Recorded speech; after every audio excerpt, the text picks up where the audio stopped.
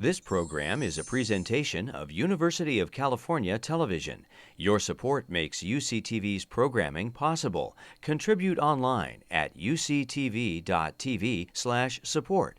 Check out our YouTube original channel, UCTV Prime, at youtube.com/UCTV Prime. Subscribe today to get new programs every week.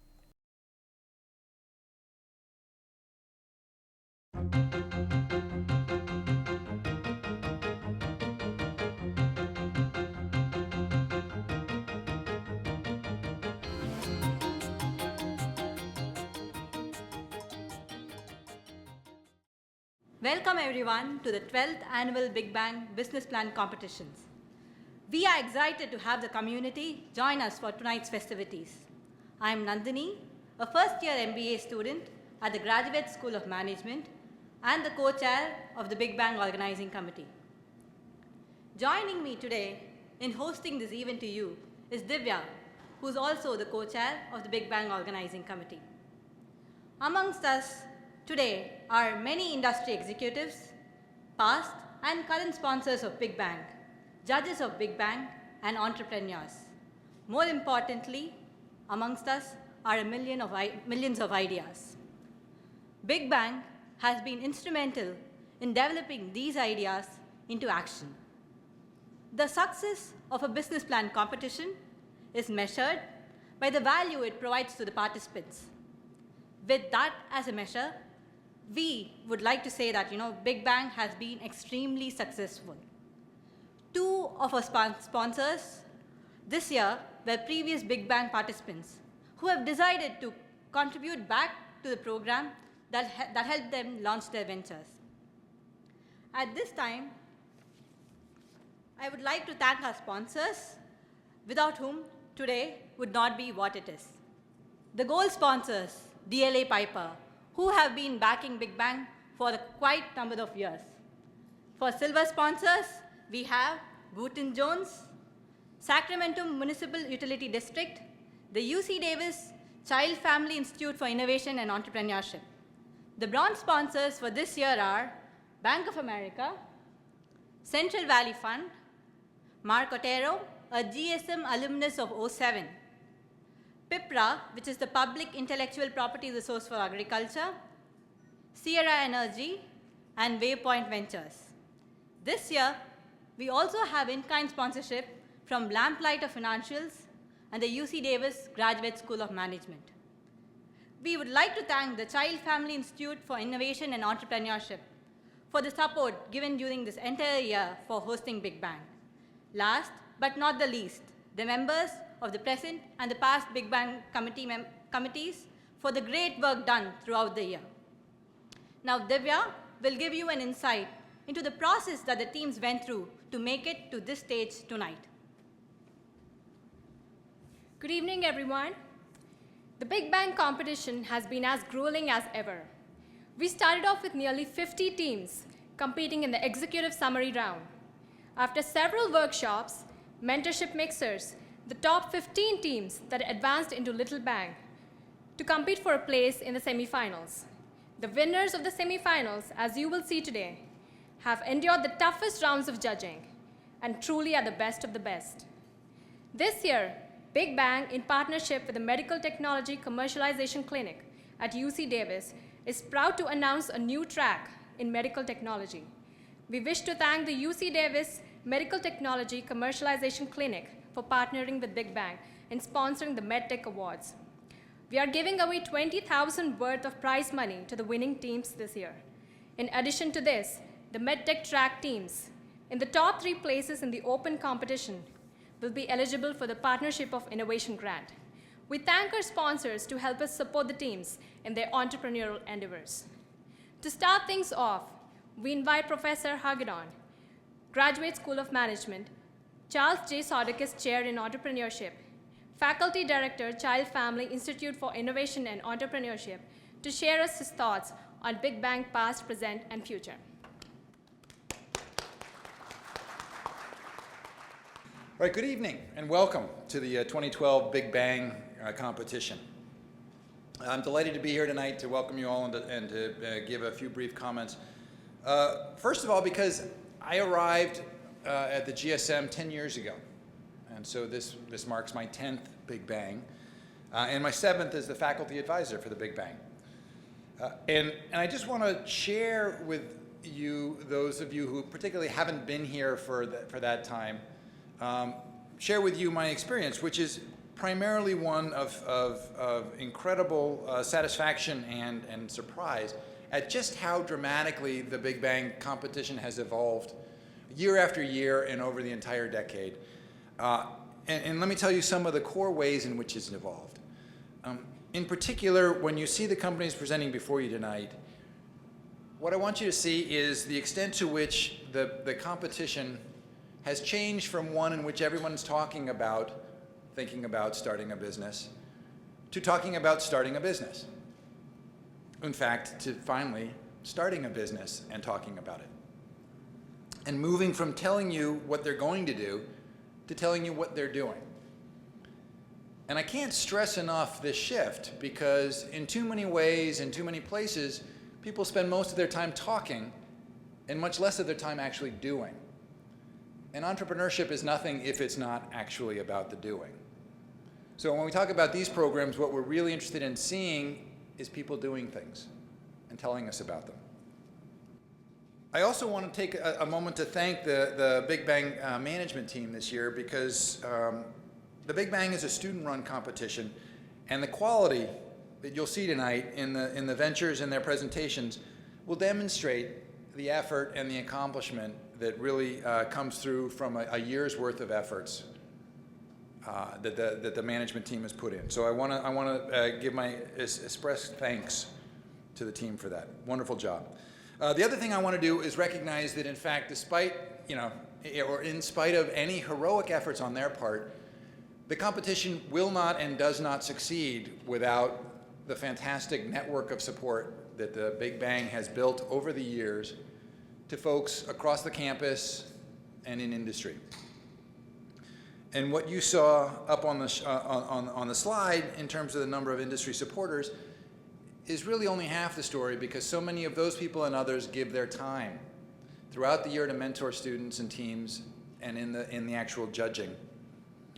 So I want to join the management team in thanking all of our partners here that have done so much to make this a success. Thank you very much.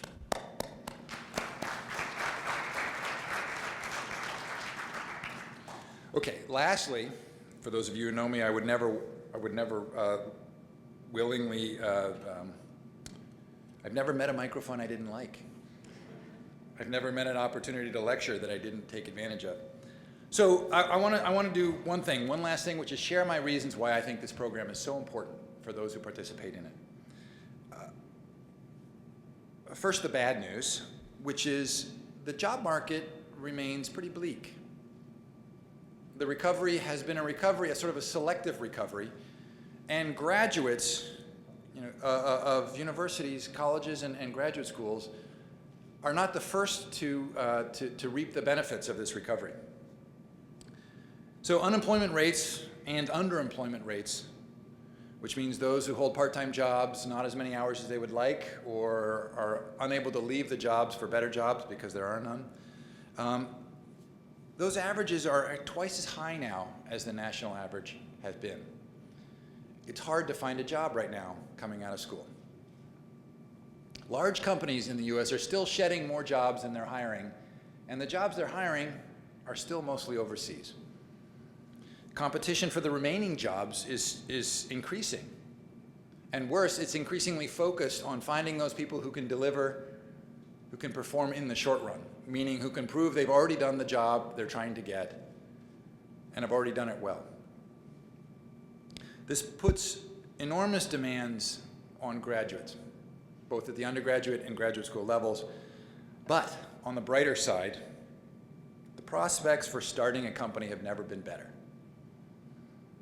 There have never been more reasons to start a new venture than there are today, whether that's changing the world, getting obscenely rich, controlling your own destiny, or in fact, learning the most about business in the least amount of time. And starting a new business is now more acceptable and more accessible than ever before. And I'll come back to that in a moment. The point, though, that I want you to think about is, well, let me put the advice more directly into, I was talking to a student this year who didn't get a job. They were heading home because they couldn't afford to go anywhere else. And the question I posed to them was, how would you like to spend the year? In other words, in another year when you're back on the job market and now competing with 2013 graduates, how do you want to explain how you spent that time? What do you want to point to? Your top score on Halo? Your employee of the month at Starbucks? Or the company you started and maybe failed, and here's what you learned about business as a result. Because if companies are looking for people who can get the job done when they arrive, nothing will train you better than trying to start your own company. But the most important thing I think that I want to stress about the opportunities in entrepreneurship is that you should never wait till you have a great idea. You should never wait for that blockbuster idea that nobody's ever had before. Because quite honestly, there's no such thing as a great idea. What you have are many different ideas that only become great when you throw your heart into it and do everything that needs to be done to make it great. Until then, it's just like everybody else's idea. But you have the opportunity to do that. And what I will tell you is that when you do that, you will learn more and grow more than you've ever done before.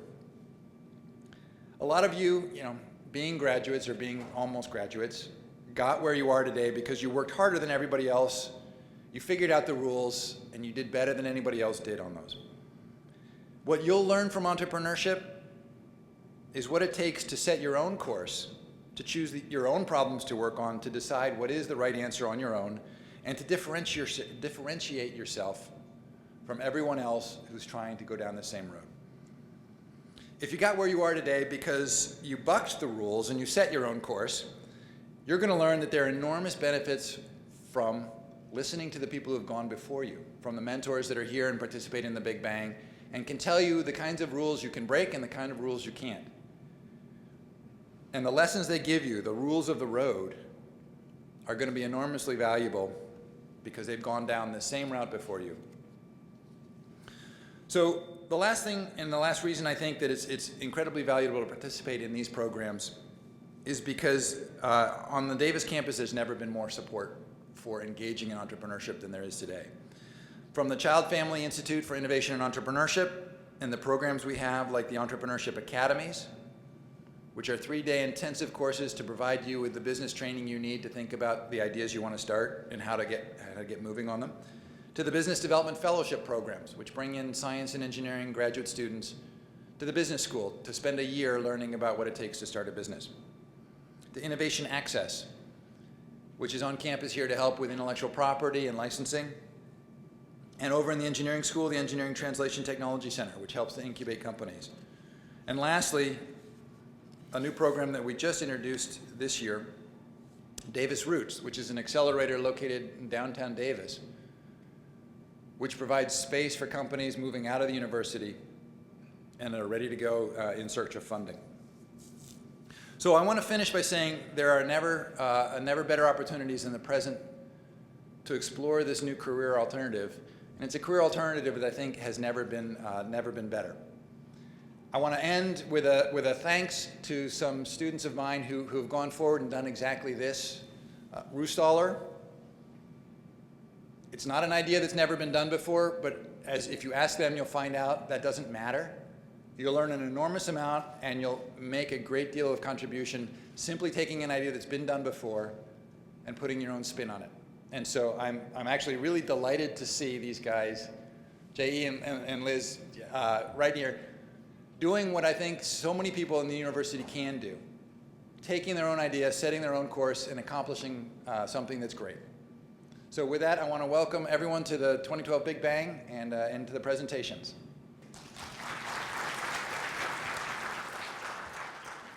Thank you, Professor Hagedorn. In a few minutes, the 5 finalists will be making their pitches. Each team is given 10 minutes, and you, as the audience, will have the opportunity to pick the recipients of the People's Choice Awards. In your program brochure, you should be finding a ballot, which we will be collecting at the end of the presentations and which will make you determine the People's Choice Award winners. Be sure to cast your vote and have a say in determining the People's Choice Award winners. And now, what we've all been waiting for, the finalists of the Big Bang Business Plan Competition of 2012. Up first on stage is Labor Voices, with the innovative means of gaining supply chain intelligence. We welcome Labor Voices on stage. Good evening, everyone. I'd like to thank you all for coming. I'm Tim, and I'm really excited to talk to you today about Labor Voices. And what we do is we protect shareholder value through crowdsourced supply chain intelligence. Now, what that means is that we connect to factory workers in third world countries all over the world. They provide us with opinions about their workplace conditions. We take those opinions and transform that into intelligence that we can then market to brands like Nike and Disney. So we're talking about supply chain disruptions. I'm sure you're all familiar with Foxconn and Apple and all that controversy. Now, Apple has been dealing with these problems since 2010. And the reason why Apple hasn't been able to solve these problems in the last 2 years is because they rely on these third-party snapshot inspections. But before we get too deep into that, I want to talk a little bit about our team. We're led by Cole Gill, who has extensive experience in corporate social responsibility and international labor rights through his experience with the US State Department. Between the 5 of us, we've been involved in 11 different startup companies. Labor Voices has also established some pretty impressive milestones so far. We currently have a pilot in Bangalore, India, where we are gathering data as we speak. We also are in talks with Nike and Disney, and we actually have received our first revenue from Nike, so we're well on our way. So this is an example of a supply chain for a laptop computer. As you can see, it's incredibly complex. And the thing is, if there's a disruption anywhere on this map, it would result in a disaster for that company. In fact, it's not just Apple, it's Sun, it's Sony, it's Hershey. In fact, from 1989 to 2000, there have been over 800 disruptions. And these disruptions hurt. On average, there's a negative 40% stock hit for a company that experiences a disruption. So minus 40%, what does that mean? Well, for Apple, it's like $185 billion. For Dell, almost $13 billion. Procter & Gamble, $71 billion. In fact, if you take the top 25 supply chains, that's $1.2 trillion at risk. Now, to deal with this risk, companies rely on 2 things. One is supply chain management software. That market is $10 billion and growing. But our direct competitor is really the third-party inspector. Nike alone spends $10 million per year on third-party inspections, and the total market there is $10 billion as well. So we really represent the next generation solution. You see, third-party inspectors, they're prone to corruption, to bribery, but perhaps the worst thing is that there's no follow-up or accountability. That is, these inspectors can recommend changes, but there's no guarantee that the factory will actually follow through with it. Instead, if we get data from the workers themselves, we'd be able to get not only a continuous data stream, but more importantly, through our system, we'd be able to get public accountability. And the way we do that is with analytics. You see, Labor Voices uses analytics to change worker feedback into supply chain intelligence. And we see this as a win-win-win situation. You see, companies will win because they'll be able to tighten up their supply chains and protect shareholder capital. But the workers will also win because they'll find out where the best places to work are, and thereby they can even fact-check their jobs before they apply to them. And the best-in-class suppliers will also win because they'll be judged on fair metrics. And if they really are the best, they'll be able to more quickly solidify their contracts with brands such as Nike and Disney. So here's our concept, and it's pretty simple. What we do is we partner with nonprofit organizations and NGOs on the ground. I mentioned that we had a pilot in South India. This is a picture of a lady who works for a nonprofit organization, and she's explaining to some garment workers how our system works, handing them flyers, telling them how they can call into our system, provide some opinions, and get some information about the working conditions in the factories in that area. And we call this LV Connect, and that's our first barrier to entry. You see, by providing information that is really, really valuable to these nonprofit organizations, to the workers themselves, we lock them in as partners. Our second barrier to entry is the analytics that we perform on the data. on the data. And really, these two barriers to entry are amplifiers of our first mover advantage. Finally, once we package all this data up, we can sell it in the form of reports to brands so that brands can identify which factories are good and which are maybe not so good. So in a sense, we're a cross between Yelp and JD Power. So the workers themselves were like Yelp. That is, the workers feed us with opinions, and we feed those opinions back to the workers. And our system really hinges on the kinds of questions we can ask. For example, we can ask them, how much are you getting paid? From that information, we can get a distribution of wages for each of the factories in that area. And so when a user calls in, you can find whether or not whether that worker is getting paid above, below, or at the average wage.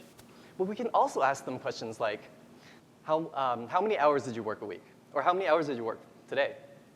You can think about the worker who's worked 8 hours, and the product that worker is producing is probably going to be of much higher quality than, say, a worker who's been working 12 hours a day. We can also ask them, when was the last time you were paid? If a worker hasn't been paid for 3 weeks or a month, it could be indicative that that factory is undergoing some cash flow issues. And companies would not want to work with a factory that has cash flow issues. It's indicative of poor management. So after we get this data, we can analyze it and sell it in the form of intelligence to brands such as Nike and Disney.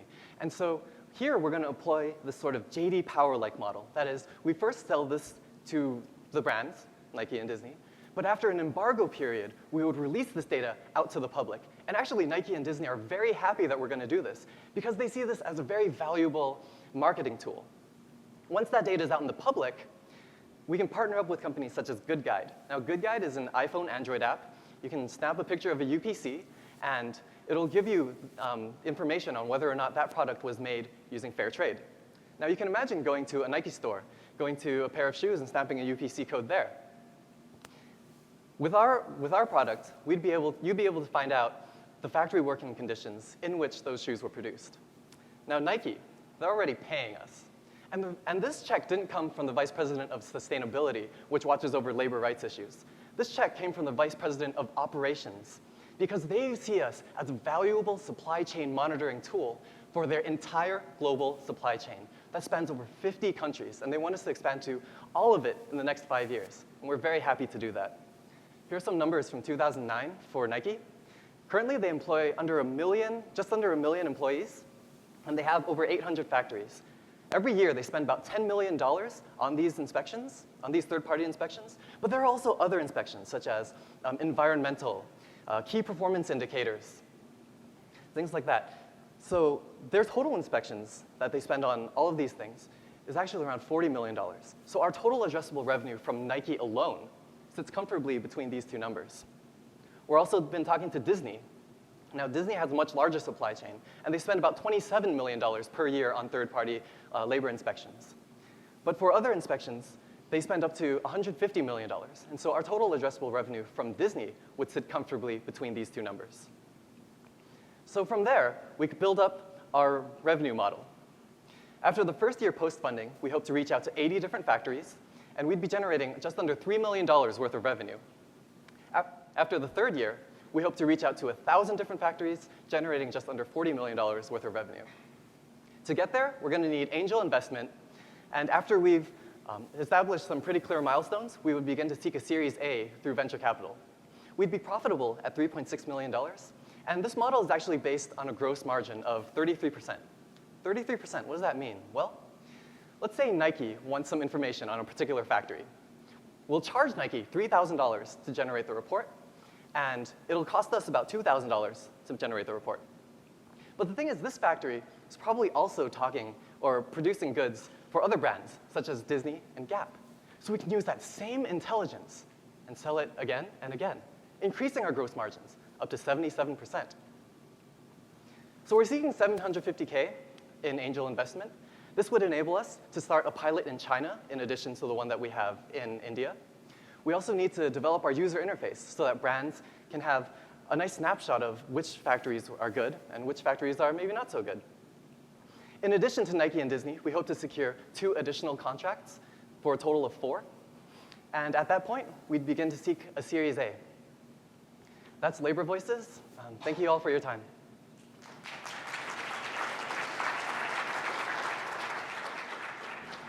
Next up, we have Simple Clean Tech, or S2E Energy, presenting their innovative ideas in solar energy industry. Thank you all for this opportunity. I am John Stavridis, and we are S2E Energy. As just clarified, we underwent a name change recently, previously Simple Clean Tech, so if that's reflected in your brochures, that's why. What we do, we make and sell a foundational component that enables solar energy to be 57 cents per watt and outperforms the competition by a factor of 4.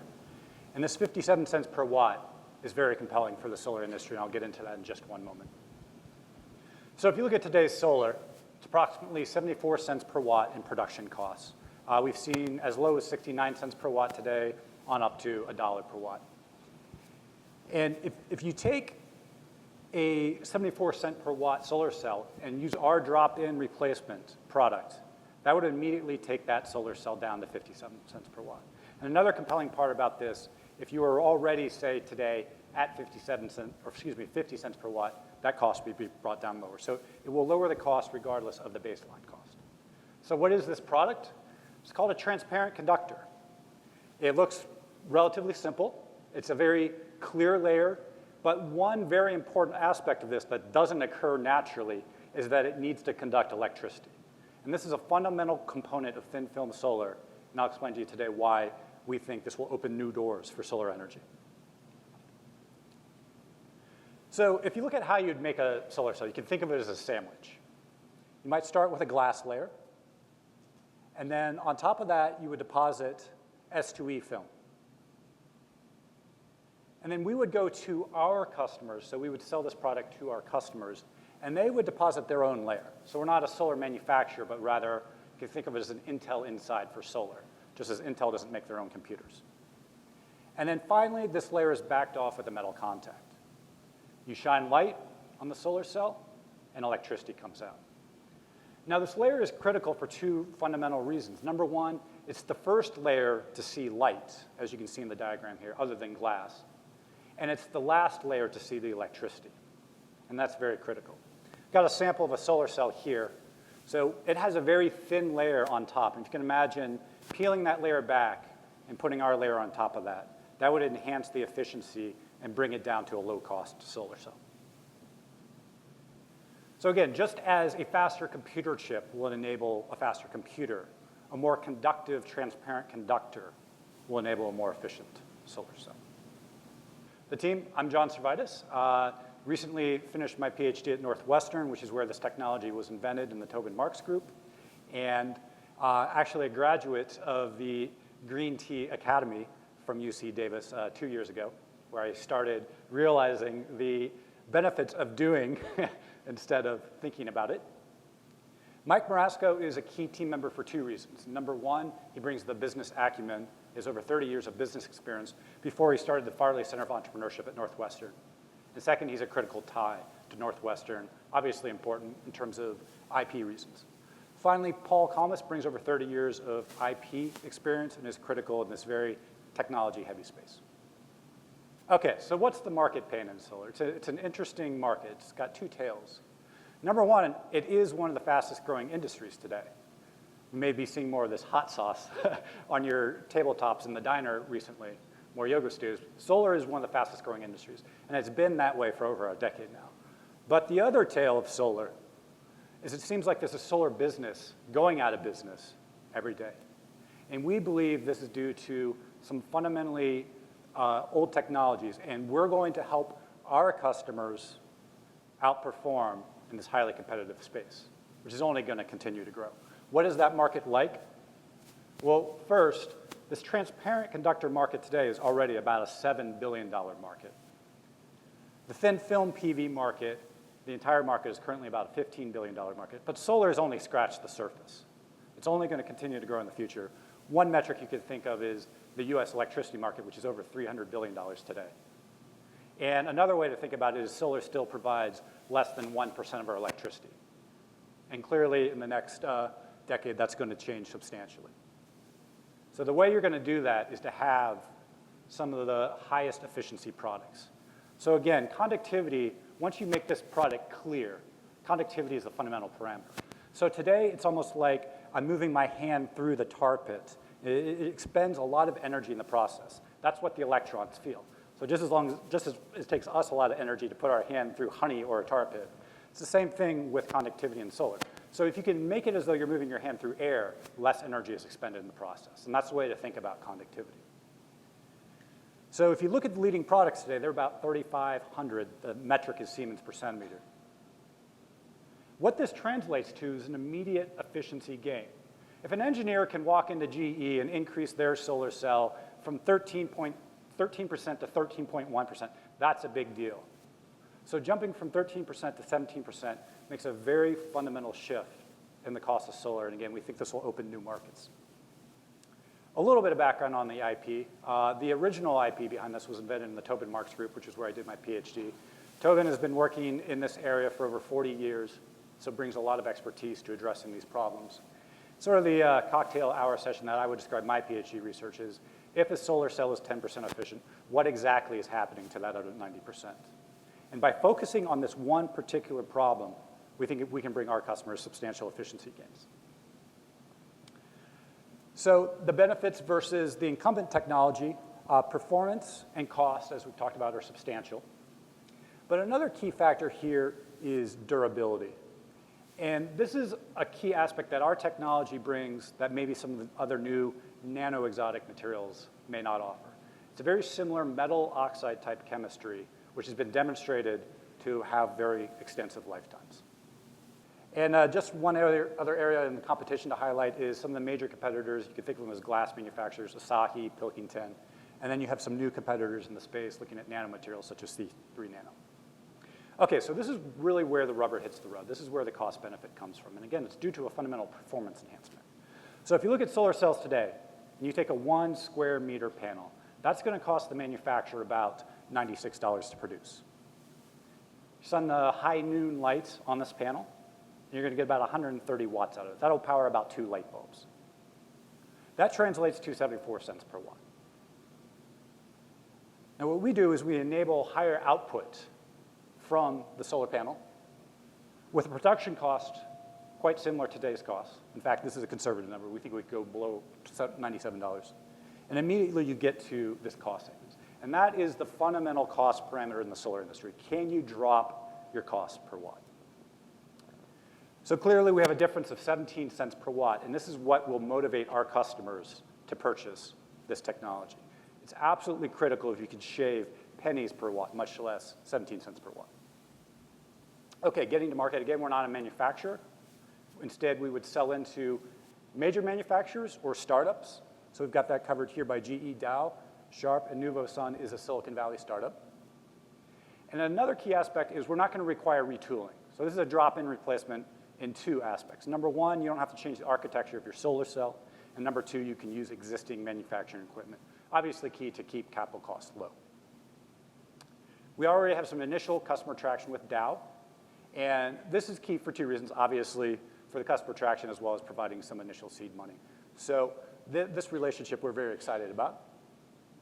And then finally, while we see as a small company, it's very important to stay focused on one product in the near term. In the long term, we're very excited about alternative markets. So just take your iPhone. If you look at the layer right below the glass, that is a transparent conductor. So these materials are everywhere, from your phone to your iPad to even your flat screen TV. So many market opportunities. Additionally, there's an emerging market of high efficiency lighting, OLEDs, that's what it's called, and that's already a multi-billion-dollar industry. Each one of these markets are looking to replace their transparent conductors, and in the medium to long term, this opens new doors for our product. Finally, financials. In year 1, we're looking to raise just under $1 million, and overall, our ask is going to be $5 to $10 million. The reason we can be relatively lean compared to existing solar manufacturers is due to the fact that we're not going to reinvent the wheel in terms of manufacturing equipment. We will work with our contract manufacturers and with our customers so that we don't have to buy every last piece of $10 million equipment that is often involved in this industry. Next steps, clearly demonstrating this with beta customers is critical. So we've demonstrated benefits at the small scale. We need to scale that up and establish customer validation and certification of the product. This means establishing manufacturing partners, supply chain management, and clearly expanding the S2E team to critical areas, customer development, as well as the manufacturing development.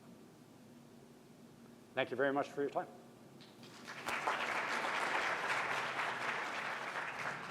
Next up on stage is, if you have kids, this is something that you want to listen to. Presenting to you, Happy Baby Vending. Hi, my name is Erica Harris, and I am the founder and current CEO of Happy Baby Vending. We're a vending machine company that sells healthy and organic snacks, as well as diapers, wipes, and about 40 other things in a vending machine. This idea actually came to me at a cheerleading competition in the restroom. I was washing my hands, and a parent came in, and she was so frustrated because her child did something really funky in their diaper, and she had no backup. And she wasn't from the area, which is Pasadena, California, so she knew she had to leave, find some diapers, come back, repark, pay to repark, and then try to get back before her other child, which I assume was her daughter, to perform. And I thought it had to be easier than this. There should be a vending machine for that.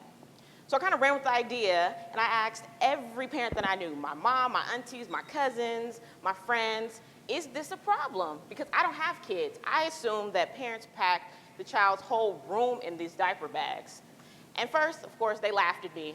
And then they said, yeah, this is a problem. And not just diapers. They forgot wipes, they forgot diaper ointment, snacks. So I started Happy Baby Vending as a vending machine company that conveniently offered products for parents wherever they were going. And our vision is to be the number one baby care vending company. In doing that, we know we have to secure locations.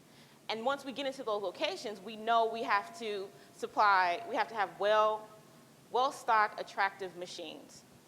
And then once we have those machines, we also have to make sure that we have great customer service. Too often, vending machine companies don't get back to their customers. We want to make sure that we're there, we respond, and everyone's happy. And then as an environmentally friendly company, we are constantly greening our business. This is a list of some of the products that we have in our machine. All of our snacks are all natural. 90% of them are organic. And as a nutritionist trained at UC Davis, I'm extremely meticulous about what I put in these machines.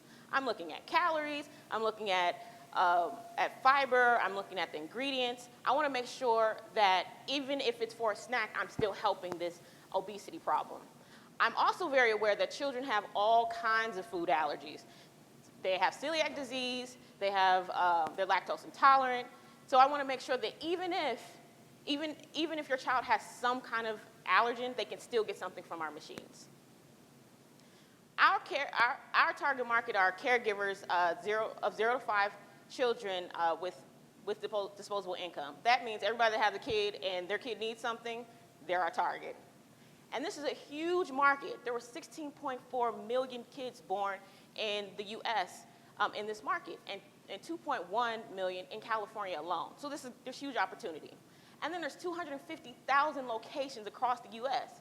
And a lot of them, we can put multiple machines in and they'll still be successful. So even though we do have competition, there's about 8 machine companies that are doing something similar to ours. There's still ample room for not only for us to grow, but to dominate this market. We are in the baby care industry, which is about $7 billion strong right now, and has projections to grow 20% by 2015. We also sell in a vending machine, which this market is between $19 and $28 billion strong. And as the machines continue to get smarter and the products become more diverse, this industry will also grow. Currently, we have 4 machines, 1 in waiting to be installed in June, and we are in negotiations with about 10 locations.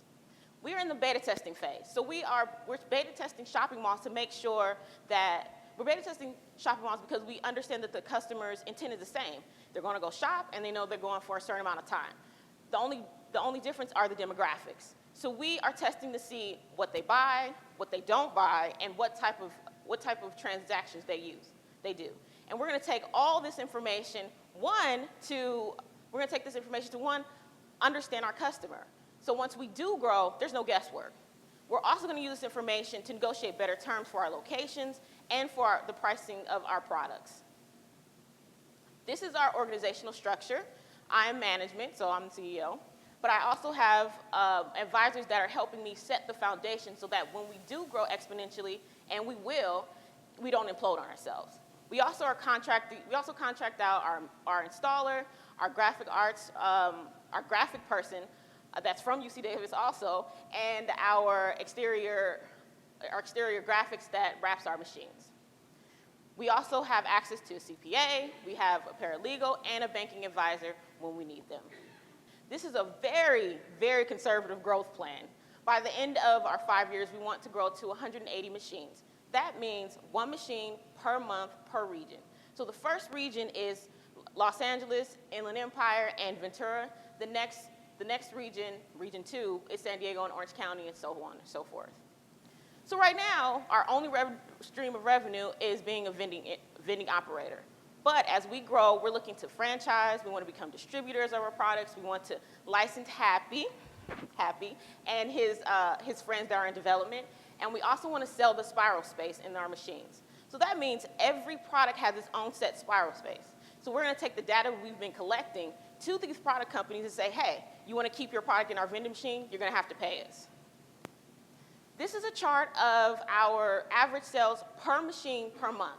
So in the beginning, in November, we had 2 machines, and that was $175 per machine.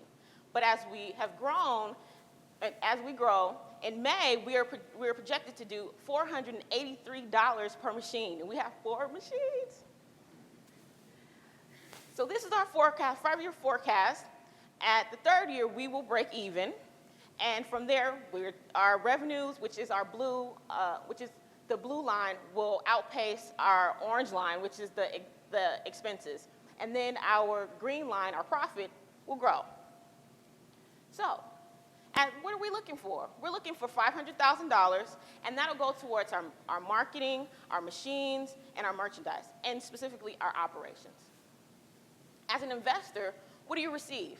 Well, you receive immediate tax benefits. We are a sub-S corporation, so all of the losses and shortfalls will flow directly to you. You can write them off on your taxes. But then, in our 5th year, we will start to distribute profit. So 30% of all of our profit will be distributed to investors depending on the equity that they own. What is our exit strategy? We want to IPO or sell to a bigger company in 10 years or 100,000 machines. But as an investor, if you don't want to hold out that long, in 5 years, you can sell your stock back to the company. So thank you. My name is Erica Harris, and I am Happy Baby Vending. Up next, presenting their ideas on bladder cancer treatment, we have ICT.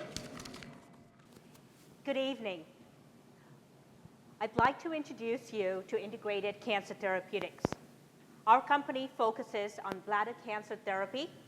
Our mission is to improve the efficacy of bladder cancer treatment and to reduce surveillance expenses. Lung cancer, breast cancer, prostate cancer, we've all heard about all these cancers. But not a lot of us have heard about bladder cancer.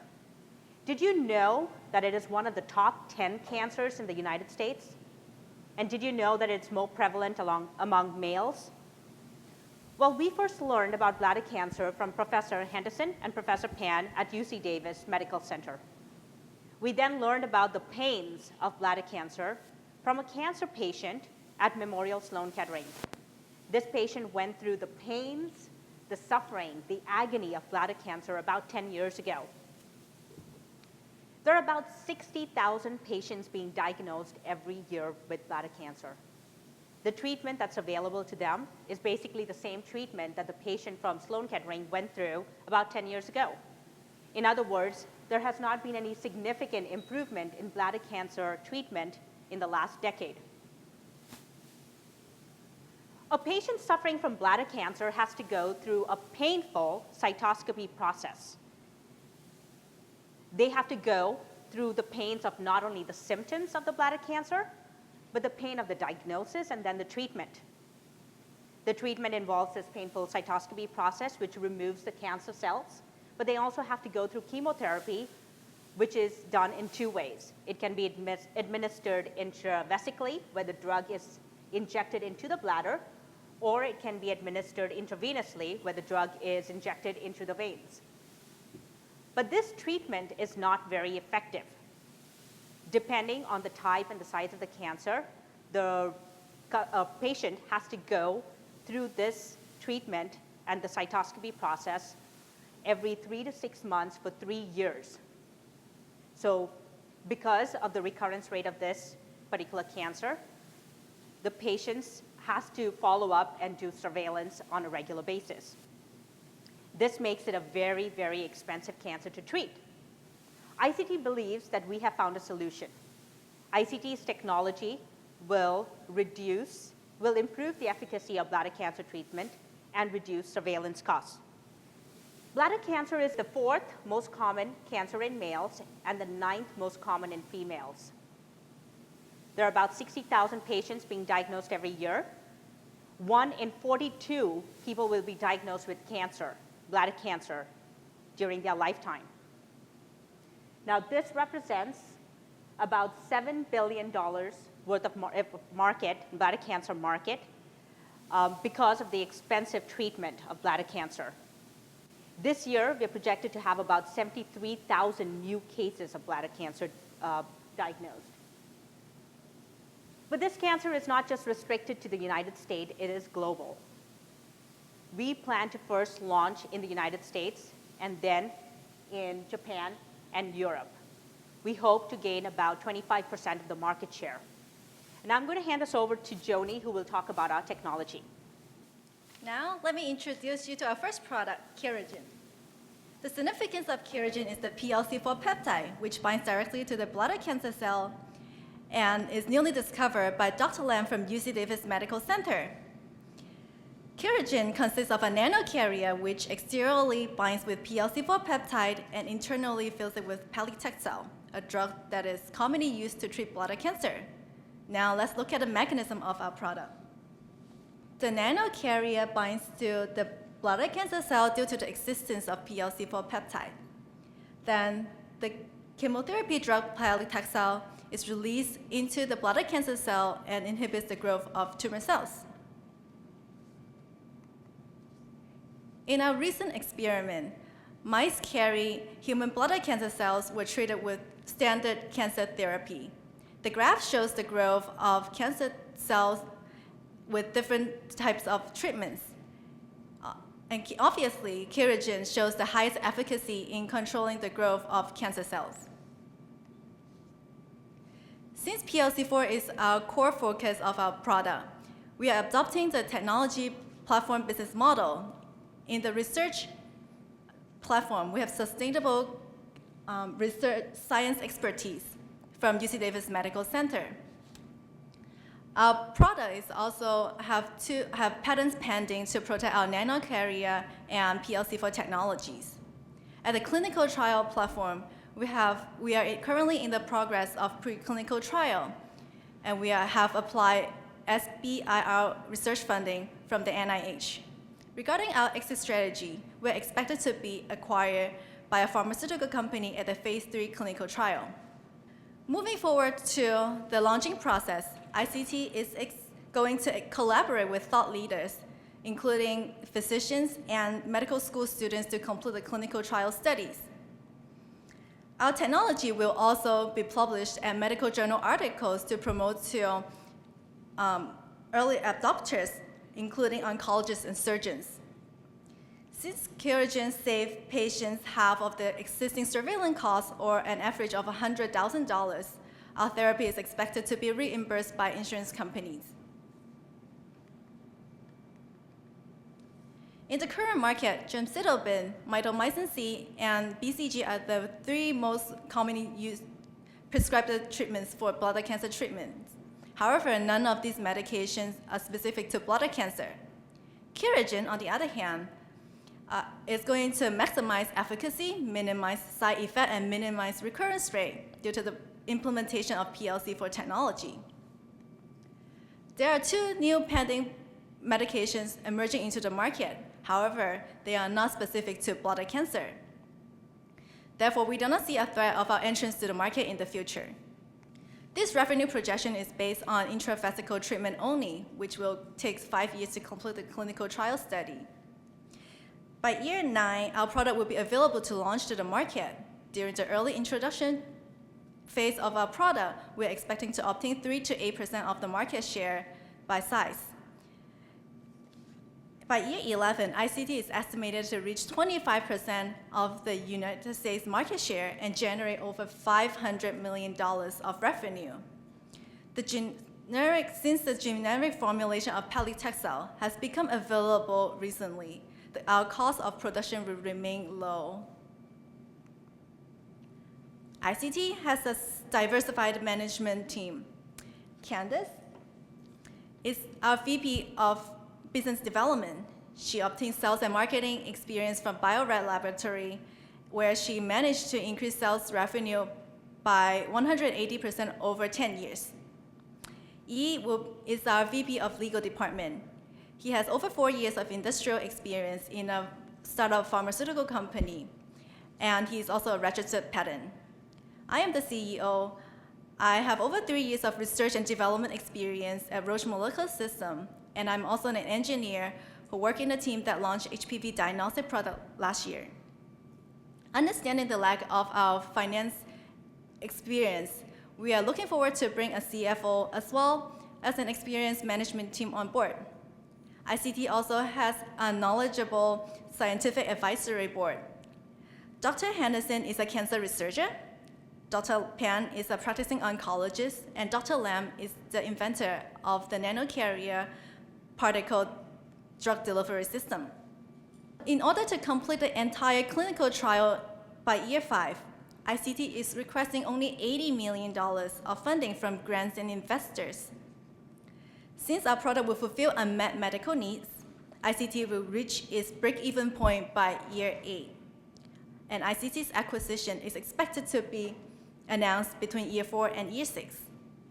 In the long run, ICT will continue our research effort in the drug delivery system. At the same time, ICT will explore other novel treatments by implementing other chemotherapy drugs and developing different peptides that will target lung cancer, breast cancer, and prostate cancer. Last but not least, ICT will enter the bladder cancer diagnostic industry. There are many patients in the world who have the same painful experience as the patient we mentioned at the beginning of this presentation. ICT's missions are to improve the quality, the efficacy of cancer treatment, and to improve the quality of life of all cancer patients. Thank you.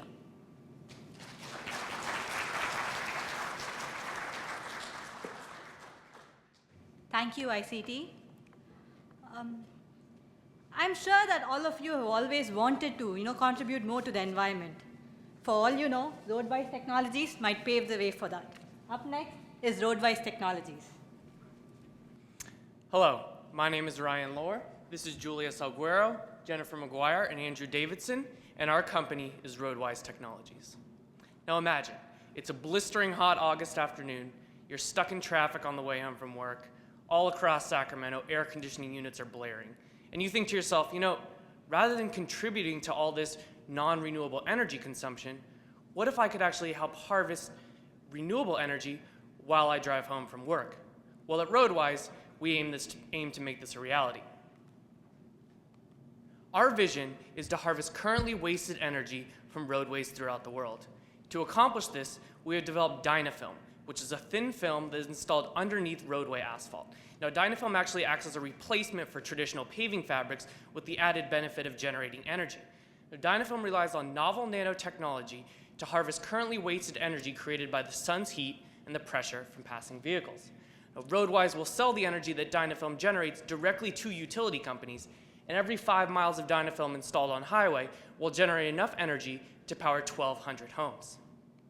Now, we all know that energy is a necessity with a growing demand. This is especially true for non-renewable energy sources. And Roadwise offers a renewable alternative by harvesting currently wasted energy that will power America into the future. Looking at a little closer at our technology itself, Dynafilm is an environmentally friendly thin film that uses both thermo and piezoelectric nanotechnologies. Thermoelectric generation captures wasted heat energy that's stored in asphalt, while piezoelectric generation captures energy created by the pressure of passing vehicles. You know, we typically think of asphalt as this really hard, rigid surface, but it actually does flex every time a car passes over it. And taking advantage of this flexing over the course of a day or a year or 20 years really allows us to harvest a significant amount of energy through piezoelectric generation. Now, we currently have a lab scale prototype, and we're looking to scale this up to a 12-foot by 12-foot section for testing under roadway conditions. Aspects of Dynafilm technology are based on patents out of the University of California and Lawrence Livermore National Labs, and we're going to be looking to obtain licensing agreements for these patents, in addition to patenting our own unique combined generation technology, in addition to this very special roll-to-roll manufacturing process that we've developed. Our manufacturing process really allows us to scale up our nanotechnology quickly and affordably. These rolls are going to be 12 feet wide, and they're going to be applied directly underneath the top layer of asphalt, and then connected into the grid every mile to supply energy to local communities. Looking at the roadwise market, we're targeting a $5 billion annual energy market. And this is actually a conservative estimate based on the amount of miles paved every year. Annually, the United States paves 50,000 miles of roads, and California is responsible for almost 4,000 of these miles. Now, these 4,000 miles creates a $500 million annual energy market just in California alone. And one of the reasons we're focusing on California is because of the high miles paved in combination with the current state energy regulations. California has what's called the Renewables Portfolio Standard, or the RPS. Now, the RPS is a state regulation which mandates utility companies to acquire a certain percentage of their energy from renewable sources. RPS programs exist in other states and other countries as well, but California is really leading the way in clean energy mandates. In fact, as some of you probably know, California utilities must reach a 33% standard by 2020.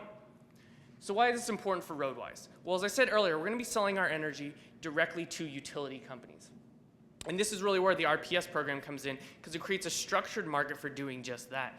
Now, we'll first start with the renewable auction mechanism, which the California Energy Commission created as a way to streamline the RPS process for new and emerging energy companies just like roadwise.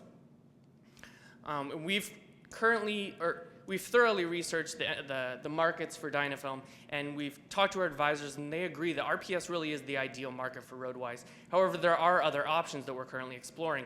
One would be to work with a local city, such as Davis, contract with Davis, install Dynafilm underneath all of the Davis roads, and feed that energy directly to Davis energy needs. And that would be an option outside the RPS market. And we're currently looking into that right now. So clearly, our business requires a lot of work with government and private companies as well. And we've already formed 3 crucial partnerships with that in mind. The first is with Caltrans. We're working with Stephen Prey, who's the Caltrans State Energy Programs Coordinator, and he's really providing a lot of inside support and knowledge to further Dynafilm installation in the highways. Roadwise actually, working with Roadwise has multiple incentives for Caltrans. First, because they're a state agency, they're subject to heightened clean energy requirements, which Dynafilm will help them achieve. In addition, it's really a cost-saving mechanism for them because Dynafilm actually extends the life of the roadways. In addition, we're partnering with Granite Construction Company, which is one of the nation's leading paving companies. We've been meeting with John Franich, who's the vice president of Granite, and he's really excited to work with Roadwise. They just started a whole new green technology program, and Dynafilm is exactly the type of technology that they're looking for. They're going to be providing testing support for our prototype at their headquarters in Watsonville. In addition, we're working with Compass Components, which is an electrical engineering and manufacturing contractor, and they're really going to be integral in designing a lot of the components that are necessary for Dynafilm. In addition, there's also 2 partnerships that we're looking to obtain in the near future. The first is with Orange County Material Test Labs, and we're looking to them to perform accelerated durability and stress testing for Dynafilm. In addition, of course, is working with California utilities. And right now we're in contact with the TRIO program, which is an incubator for renewable energy startups, and we're looking to TRIO to really as a great avenue to enter the RPS market. So one of the reasons these partnerships are so crucial is because of installation and integration of Dynafilm. So as I said earlier, Dynafilm acts as a replacement for traditional paving fabrics, which are used as a sealant under the top layer of asphalt. Dynafilm will serve this same purpose, extend the lifetime of the roadways, and help generate energy.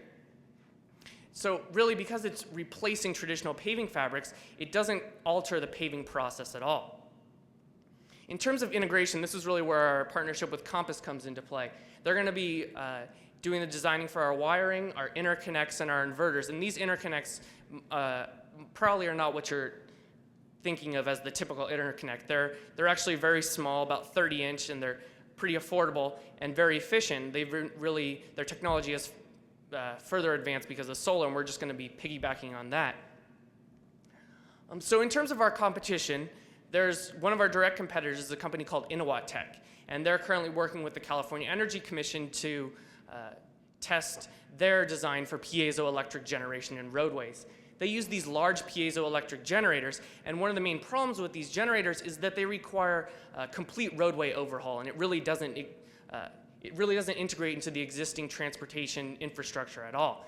In addition, they cause a lot of roadway degradation, which really steals energy from cars and significantly decreases your gas mileage. I mean, who really wants that?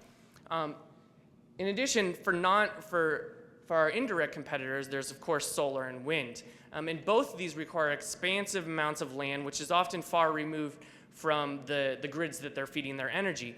This results in really high transmission costs and a lot of energy loss in the transmission process. Now, Roadwise offers significant advantages over both wind and solar.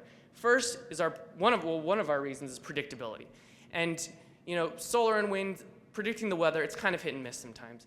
But predicting traffic patterns is actually really accurate.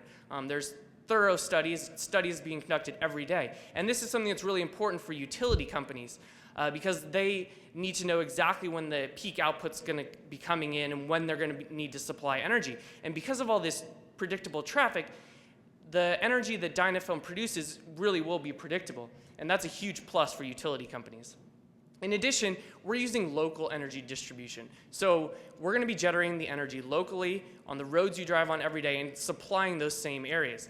This is a significant advantage over wind and solar because we're avoiding all the transmission costs and the energy loss associated with that. So looking at our financials a little bit, every mile of Dynafilm is going to cost $25,000 to manufacture and install. There's a breakdown you can see up here. The film is about $10,000, and then the interconnects, wiring, and inverters are going to be roughly $14,000. And each mile will produce 300 kilowatt hours of energy, and that's average energy, not peak energy. And this will allow us to obtain $65,000 per year in profits, and this profit is actually compounded annually over the lifespan of Dynafilm. So you're making $65,000 the first year, and that's just going to be continued. So the initial manufacturing and installation costs really are pretty insignificant in the long run. We're going to be selling our energy at 2.5 cents per kilowatt hour, which should allow us to obtain profitability by the year 2016. So looking at our team a little bit more, I'm the CEO, and I'm entering my third year of law school at UC Davis. I have significant experience in business, corporate, and tax law. Jennifer is a graduate from UC Davis School of Law, and she's worked for the California EPA under the Air Resources Board, and she's really going to be advising our team on the environmental and IP issues, which are so crucial to our business. Julia is a field engineer for Granite Construction Company, and she's really been integral in forming this partnership that we have for Granite to further Dynafilm installation. And then for scientists, we have Zane, who wasn't able to be here tonight, but he's a chemistry PhD student. He's founded a number of nanotech startups, and he's really going to be focusing on optimizing our technology. And then finally, we have Andrew, who's also a chemistry PhD student at Davis, and he's really going to be focused on scaling up our technology. So looking at the next steps for Roadwise, with the award money and then from future funding, we first plan to secure our intellectual property. We're looking to obtain exclusive licensing agreements with the University of California and the Lawrence Livermore National Labs for those patents I discussed earlier. We're actually already in negotiations for these agreements, and we expect for them to be finalized by the end of July. In addition, we want to hire a part-time electrical engineer with industry experience who will help us complete our 12-foot by 12-foot prototype for testing with Granite. We then plan to raise $1 million in seed venture funding, which will really help us develop our manufacturing capabilities and do durability testing with Orange County Materials. We then plan to raise Series A and Series B funding to really scale up our technology, develop our manufacturing facilities, and actually start selling the energy that Dynafilm generates. At the same time, we're also actively pursuing non-diluting government grants, including California Peer Grant, SBIR, and RBE. So what we've shown you here today is an amazing new technology with a dynamic team and a potential to greatly impact the energy markets in California and throughout the world. We've also shown you an effective go-to-market strategy. And now we ask for your help in paving the way for clean energy. Thank you.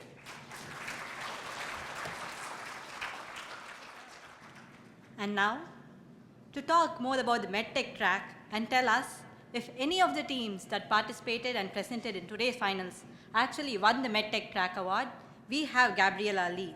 She's the Chief Knowledge Transfer Officer at NSF Center for Biophotonic Science and Technology. Gabriela, can you please have you on stage, please?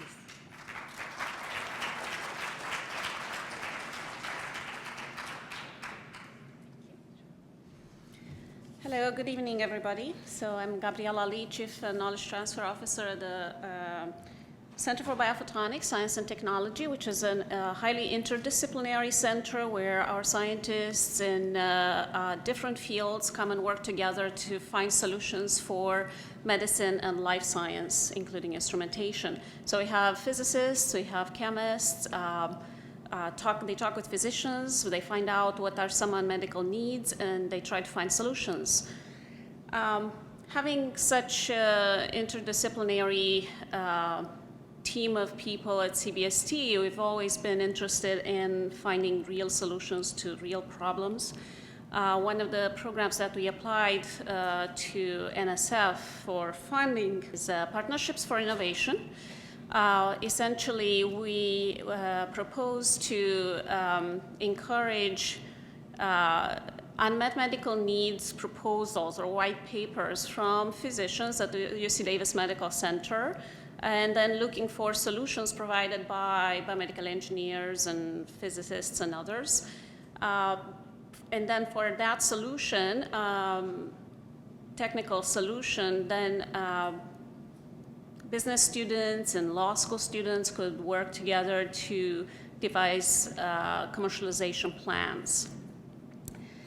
We do have a number of partners, the UC Davis Health System, CBST College of Engineering, Graduate School of Management, and the Institute for Innovation and Entrepreneurship, colleagues from Fisk University, a university in Nashville, Tennessee, and California State University in Sacramento, Los Rios, SARTA, that's Sacramento Area Regional Technology Alliance, Pride Industries in WavePoint Ventures, T2 Venture Capital, Fenwick and West, DLA Piper, and the cities of Sacramento, City of West Sacramento, and Davis.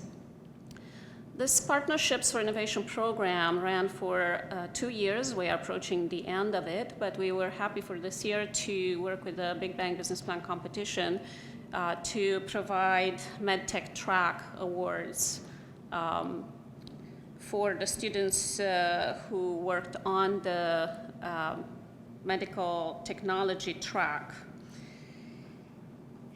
And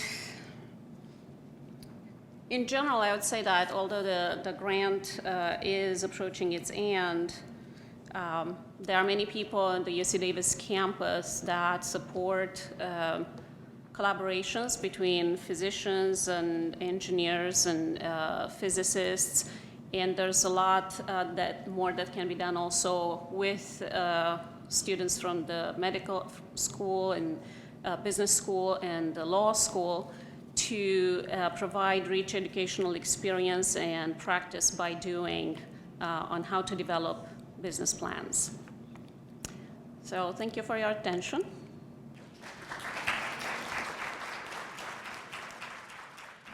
Now for the most awaited moment of this evening, the winners of Big Bang 2012.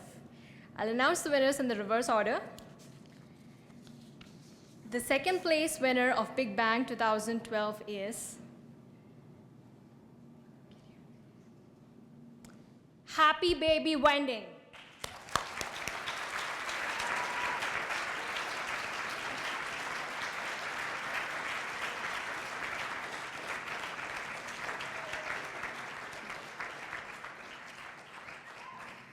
Now, the first place winner of Big Bang 2012 is Simple Clean Tech. Congratulations.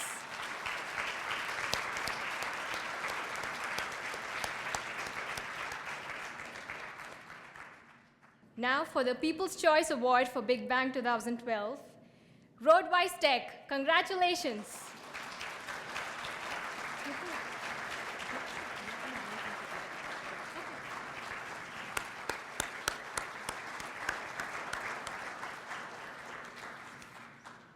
Now I invite Gabriella Lee to please come and announce the MedTech track winners.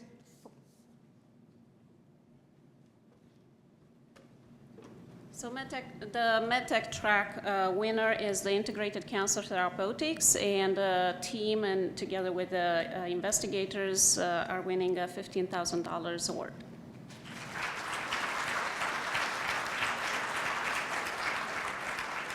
Congratulations, winners.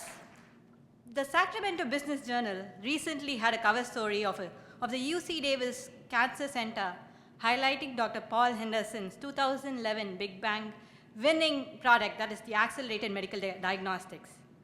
The Big Bang is extremely proud to have been associated with Dr. Paul Henderson, and Big Bang hopes to pave the way for more such ideas to turn into action. We thank all the sponsors again for making this program what it is, and we hope to see you all again in Big Bang 2013. Thank you all for coming tonight. Have a good evening.